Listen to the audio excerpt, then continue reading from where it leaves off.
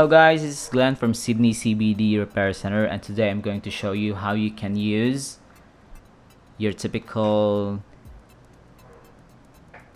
flash drive with your Android 10 smartphone using again our Type-C to USB Type-A female dongle right here. So obviously you connect your USB header to the female port on the dongle, and then you connect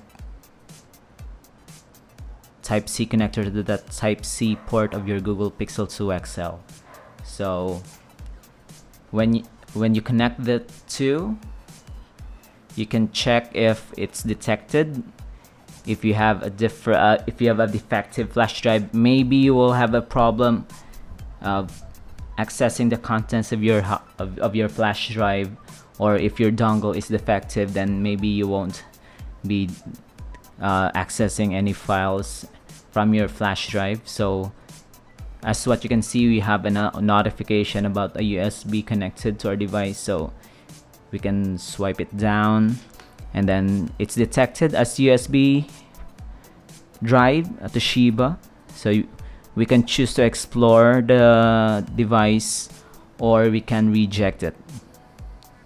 So right here, so when you explore,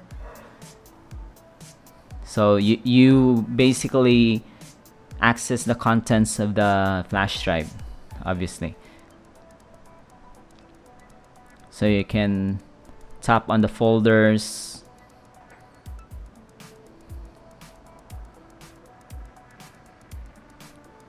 you can see the Word documents, Excel files, JPEGs.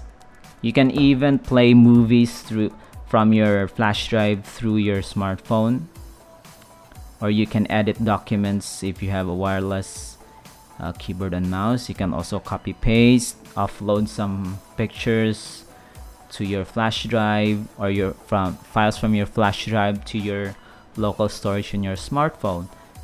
So if you have done that, you can properly eject the device.